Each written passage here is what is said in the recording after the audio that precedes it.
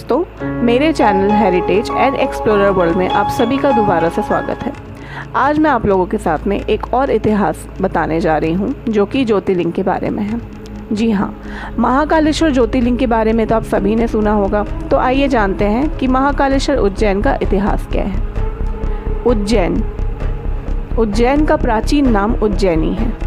उज्जैनी भारत के मध्य प्रदेश में स्थित है। इस नगरी का पौराणिक और धार्मिक महत्व सर्वज्ञात है। भगवान श्री कृष्ण की यह शिक्षा स्थली भी रही, तो वही दूसरी ओर ज्योतिर्लिंग महाकाल इसकी गरिमा बढ़ाते हैं। आकाश में तारक लिंग है और पाताल में हटकेश्वर लिंग है और पृथ्वी पर महाकालेश्वर ही मान्य शिवलिंग है। यह सांस्कृतिक राजधानी रही है। बहुत पुराणों में महाकाल की महिमा बताई गई है। भारत के 12 ज्योतिर्लिंगों में महाकाल की भी प्रतिष्ठा है। महाकाल में अंकित प्राचीन मुद्राएं भी प्राप्त होती है। शिव पुराण के अनुसार नंद से 8 पीढ़ी पूर्व एक गोप बालक द्वारा महाकाल की प्रतिष्ठा हुई। महाकाल शिवलिंग के रूप में पूजे जाते हैं। महाकाल की निष्कल या निराकार रूप में पूजा होती है। शकल अथवा शकार रूप में उनकी नगर की सवारी भी निकलती है। क्षिप्रा नदी तट के निकट 7वीं शताब्दी ईसा पूर्व में निर्मित 12 ज्योतिर्लिंगों में से एक बाबा महाकालेश्वर की कुछ ज़रूरी बात आइए जानते हैं। महाकाल अर्थात काल के 2 अर्थ हैं, एक समय और दूसरा मृत्यु।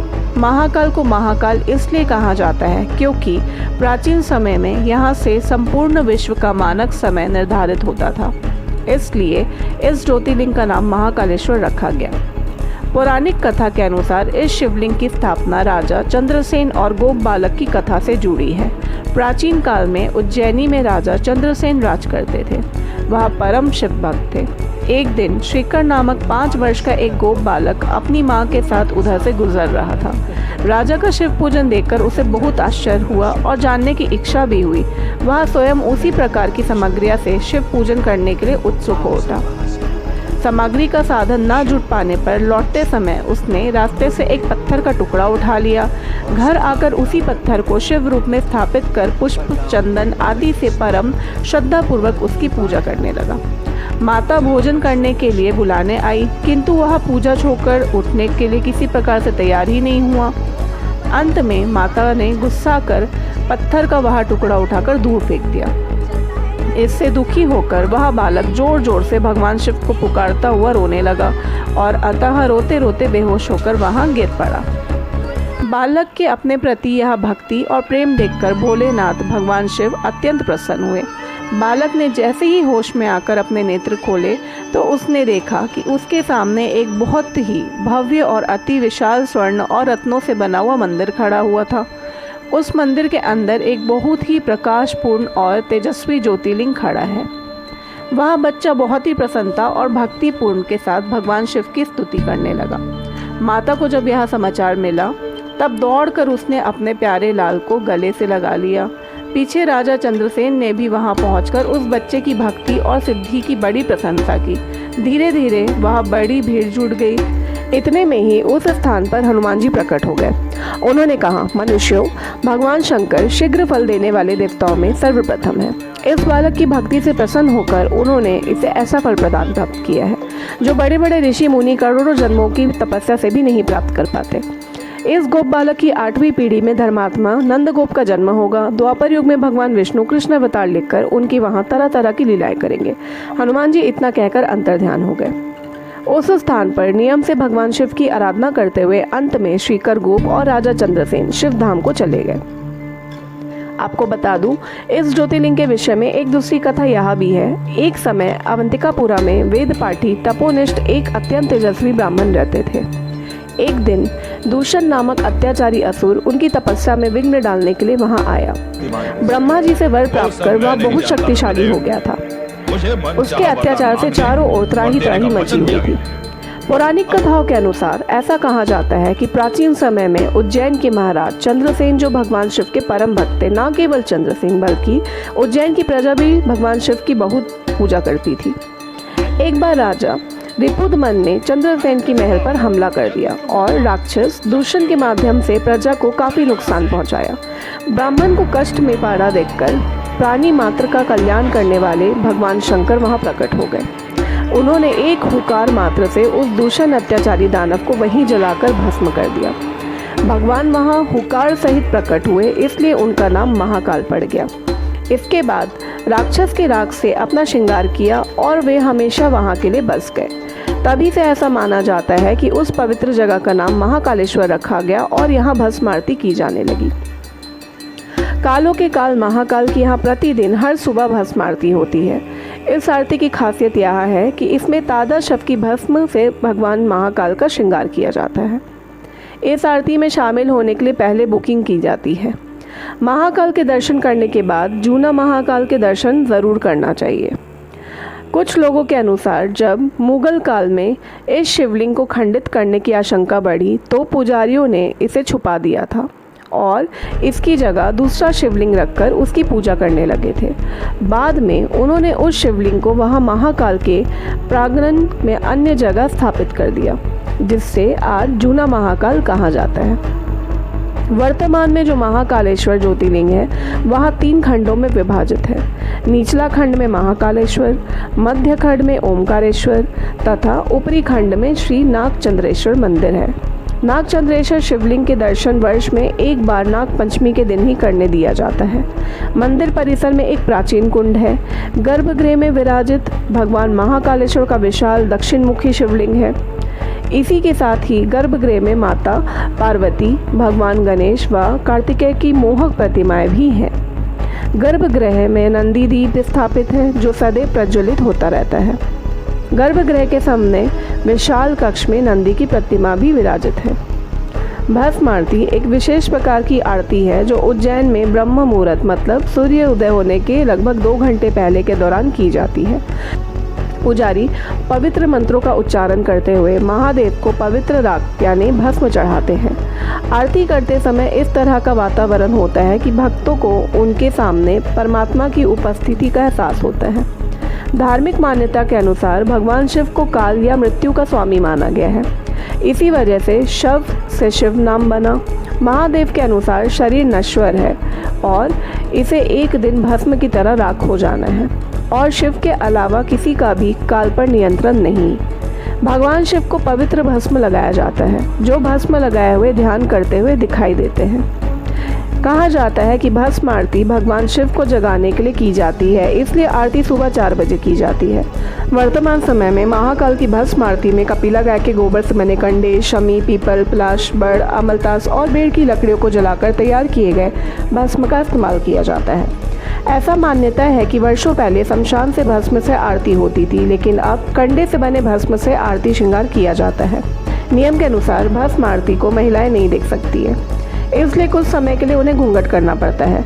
आरती के दौरान पुजारी और पुरुष एक वस्त्र धोती में होते हैं और महिलाएं साड़ी में होती है। इस आरती में अन्य वस्त्रों को धारण करने का नियम नहीं है। उज्जैन को प्राचीन काल से ही एक धार्मिक नगरी की उपाधि प्राप्त है। आज भी यहाँ भारी संख्या में दर्शन के लिए भक्त आते हैं। दरअसल भगवान महाकाल की भस्म आरती के दुर्लभ पलों का साक्षी बनने का ऐसा सुनहरा अवसर और कहीं प्राप्त नहीं होता है। ऐसा माना जाता है कि जो इस आरती में शामिल हो जाए उसके सभी कष्ट दूर हो जाते हैं। इसके बिना आपके दर्शन पूरे भी नहीं माने जाते हैं। इसके अलावा यहाँ नागचंद्रशेखर मंदिर और महाकाल की शाही सवारी भी देखने योग्य है। मंदिर हर साल कई धार्मिक त्योहारों और समारोह का भी आयोजन करता है, जिन्हें बहुत उत्साह और भक्ति के साथ मनाया जाता है। मंदिर सुबह 5 बजे से रात 10 बजे तक खुला रहता है। अब मैं आप सभी को उज्जैन के अन्य धार्मिक स्थल मंदिर के बारे में बताने जा रही हूँ, जो महाकाल मंदिर से बस 4 किलोमीटर की दूरी पर स्थित है। सबसे पहला उज्जैन का काल भैरव मंदिर। भैरव भगवान शिव का एक उग्र रूप है और 8 भैरवों में काल भैरव सबसे महत्वपूर्ण है। प्राचीन शास्त्रों में माने तो काल भैरव मंदिर को तंत्रपंथ से जोड़ा जाता है, जो एक गुप्त धार्मिक संप्रदाय है जो काले जादू पर आधारित था। इस मंदिर में एक शिवलिंग है जो महाशिवरात्रि के दौरान इस धार्मिक स्थल पर हजारों श्रद्धालुओं को आकर्षित करता है। आप इस मंदिर में आसपास राख से सने शरीर और लंबे उलझे बालों वाले कई साधुओं को भी देख सकते हैं। इस मंदिर के दर्शन सुबह 6 से और रात को 8:30 बजे के बीच कर सकते हैं। आपको बता दें कि काल भैरव मंदिर में भगवान शिव को प्रसाद के तौर पर दारू चढ़ाया जाता है। उज्जैन में हरसिद्धि माता मंदिर। हरसिद्धि मंदिर देवी हरसिद्धि के समान पर बनाया गया था और क्षिप्रा नदी के पास स्थित देश भर में 51 शक्तिपीठों में से एक है। हरसिद्धि मंदिर में महासरस्वती और महालक्ष्मी की मूर्तियों के बीच गहरे लाल रंग में चित्रित अन्नपूर्णा की एक मूर्ति है। ऐसा कहा जाता है कि जब भगवान शिव सती के जलते शरीर को ले जाते समय तांडव कर रहे थे, तब भगवान विष्णु ने अपना चक्र छोड़ा, जिससे उनका शरीर 51 भागों में विभाजित हो गया था। इस मंदिर में आने वाले भक्तों का मानना है कि देवी की कोहनी उज्जैन में गिरी थी, जहां इस मंदिर का निर्माण प्रसिद्ध राजा विक्रमादित्य ने करवाया था। ये मंदिर सुबह 5 बजे से शाम 7 बजे तक खुला रहता है। उज्जैन में रामघाट। हरसिद्धि मंदिर के बगल में स्थित रामघाट उज्जैन में देखने के लिए सबसे लोकप्रिय स्थानों में से एक है। ऐसा माना जाता है कि यह वह स्थान है जहां भगवान राम अपनी पत्नी सीता और भाई लक्ष्मण के साथ यहाँ स्नान करते थे और इस तरह यह घाट उज्जैन में सबसे अधिक बार देखे जाने वाला धार्मिक स्थलों में से एक है। इसे कुंभ समारोह के संबंध में भी सबसे पुराना स्नान घाटों में से एक माना जाता है। यहाँ एक डुबकी लगाने से आपके सभी पाप धुल जाते हैं। साथ ही यहाँ आपको शाम में सूर्यास्त और खूबसूरत नज़ारा देखने को मिल सकता है। श्री मंगलनाथ मंदिर। उज्जैन शहर से थोड़ी ही दूर पर स्थित है मंगलनाथ का मंदिर। यह मंदिर एक महत्वपूर्ण प्राचीन मंदिर है। मत्स्य पुराण में मंगल ग्रह को भूमिपुत्र कहा गया है और मंगल ग्रह की जन्मभूमि भी कही गई है। इसकी पूजा एवं आराधना का अपना विशेष महत्व है। मंगल ग्रह की शांति, शिव तथा धन प्राप्ति हेतु श्री मंगलनाथ जी की प्रायः उपासना की जाती है। यहाँ पर भात पूजा और रुद्राभिषेक किया जाता है और जिन्हें मंगल दोष है वह भी यहाँ राहु केतु एवं नवग्रह की यज्ञ पूजन करते हैं। यहाँ मंगल पूजा का अपना एक विशेष महत्व है। मंगलवार के दिन यहाँ पर दर्शन करने वालों की संख्या अधिक होती है। यह मंदिर एक ऊंचे टीले पर बना हुआ है। इसके प्रांगण में पृथ्वी देवी की अत्यंत प्राचीन प्रतिमा स्थापित है। शक्ति स्वरूपा होने के कारण इन्हें सिंदूर का चोला चढ़ाया जाता है। यहाँ से थोड़ी ही दूर पर गंगा घाट है। यह वही स्थान है जहाँ पर कभी भगवान श्री कृष्ण ने अपने गुरु महर्षि संदीपनी की गंगा स्नान करने की अभिलाषा को पूर्ण करने हेतु श्री गंगा जी को प्रकट किया था। 24 खंबा मंदिर। एक भव्य संरचना 24 खंबा मंदिर उज्जैन में घूमने के लिए एक और लोकप्रिय पवित्र स्थान है। मनोरम संरचना 9वीं या 10वीं शताब्दी की है। इस मंदिर में आप स्थापत्य कला का एक सुंदर उदाहरण देख सकते हैं। प्रवेश द्वार मंदिर के संरक्षक देवी महालय और महामाया की छवियों को प्रदर्शित करता है, जिनके नाम मंदिर के नक्शे कदम पर खुदे हुए हैं। इस मंदिर में भीड़ ज़्यादातर नवरात्रि और महाशिवरात्रि के दौरान देखी जाती है। श्री बड़े गणपति जी का मंदिर। श्री महाकालेश्वर मंदिर के पीछे तथा प्रवचन हॉल के सामने श्री गणेश जी की विशाल काल एवं अत्यंत आकर्षक मूर्ति स्थापित है। इस मंदिर का निर्माण 20वीं शताब्दी के प्रारंभ में महर्षि संदीपनी के वंशज ज्योतिष स्वर्गश्री पंडित नारायण जी व्यास द्वारा करवाया गया था। श्री गोपाल मंदिर। इस मंदिर का निर्माण महाराजा श्री दौलत राज बी सिंधिया की महारानी बाईजाबाई द्वारा लगभग 250 वर्ष पहले कराया गया था। नगर के मध्य में स्थित इस मंदिर में द्वारकाधीश की अत्यंत मनोहारी मूर्ति है। इसके अलावा उज्जैन में दर्शन हेतु श्री राम जनार्दन मंदिर है, श्री चारधाम मंदिर है। यहाँ श्री चारधाम मंदिर हरसिद्धि देवी मंदिर की दक्षिण दिशा में स्थित है। कालियादह महल। प्राचीन में कालियादह महल जो आज सूर्य मंदिर के नाम से जाना जाता है और यह मंदिर भैरवगढ़ से 3 किलोमीटर दूरी पर क्षिप्रा नदी के पास स्थित है। इसे मुगल शासक मोहम्मद खिलजी ने निर्माण करवाया था। वैधशाला। ज्योतिष शास्त्र के दृष्टिकोण से यह स्थान अत्यंत महत्वपूर्ण है। इस वैधशाला का निर्माण सन 1730 में राजा जय सिंह ने कराया था। सन 1923 में महाराजा माधवराव सिंधिया ने इसका जीर्णोद्धार कराया। सम्राट यंत्र, ऋग्रंश यंत्र, नाड़ी वलय यंत्र तथा भीति यंत्र आदि यहाँ से प्रमुख यंत्र है। खगोल अध्ययन के लिए यह स्थान अत्यंत उपयोगी रहा है। श्री भुरतरी गुफा। गढ़कालिका के दक्षिण में भुरतरी गुफा स्थित है। सम्राट विक्रमादित्य के बड़े भाई राजा भुरतरी की साधना स्थली होने के कारण यह स्थान प्रसिद्ध है। राजपाट त्यागने के पश्चात उन्होंने नाथ पंथ की दीक्षा लेकर कई वर्षों तक यहाँ घंघोर योग साधना की थी। क्षिप्रा नदी तट पर स्थित यह गुफा बौद्ध एवं परमाकालीन स्थापत्य कला की संरचना है। इसका प्रवेश मार्ग तुलनात्मक रूप से संकरा है तथा भीतरी दक्षिणी भाग में गोपी चंद जी की प्रतिमा है। राजयोगी भुरतरी की धूनी के ऊपर की शिला पर हाथ के पंजे के निशान हैं। कहा जाता है कि भुरतरी की तपस्या से इंद्र डर गए थे और उनकी तपस्या को भंग करने के लिए उन्होंने एक शिला फेंकी, जिससे भुरतरी ने अपने हाथ ऊपर करके वहीं रोक दिया था। अतः भुरतरी के हाथ का निशान इस शिला पर अंकित हो गया। किंवदंती है कि पहले इस गुफा के अंदर से ही चारों धामों तक जाने के रास्ता थे, तो जो आजकल बंद है। इस गुफा में व्यवस्थानाथ पंथी साधुगण करते थे। यहाँ से कुछ दूर पर नागपंथ के प्रमुख आचार्य मत्स्येंद्र नाथ जी की समाधि है। उनको पीर मचधर नाथ भी कहते हैं। श्री संदीपनी आश्रम। भगवान श्री कृष्ण और सुदामा ने गुरु संदीपनी के आश्रम में नियमित रूप से शिक्षा प्राप्त की थी। महर्षि संदीपनी का आश्रम मंगलनाथ रोड पर स्थित है। माना जाता है कि एक पत्थर पर पाए गए अंक 1 से 100 तक गुरु संदीपनी द्वारा उकारे गए थे। पुराणों में उल्लिखित गोमती कुंड पुराने दिनों में आश्रम में पानी की आपूर्ति का स्रोत था। नदी की एक छवि तालाब के पास शुग काल के समय की है। क्षेत्र में स्थित इस आश्रम में भगवान श्री कृष्ण, सुदामा और बलराम जी ने अपने गुरु श्री संदीपनी ऋषि के गुरुकुल में रहकर परंपरा अनुसार विद्या ध्यान कर 14 विद्याएं तथा 64 कलाएं सीखी थी। उस कला में तक्षशिला और नालंदा की तरह उज्जैन भी ज्ञान विज्ञान और संस्कृत का सुप्रसिद्ध केंद्र था। ऐसा कहा जाता है कि भगवान श्री कृष्ण यहाँ स्लेट पर लिखे अंक धोकर मिटाते थे, इसलिए इस क्षेत्र का नाम अंकपात पड़ा। श्रीमद् भागवत, महाभारत तथा कई अन्य पुराणों में यहाँ का वर्णन है। यहाँ पर स्थित कुंड में भगवान श्री कृष्ण ने अपने गुरु जी को स्नानार्थ गोमती नदी का जल उपलब्ध कराया था। यह सरोवर गोमती कुंड कहलाया।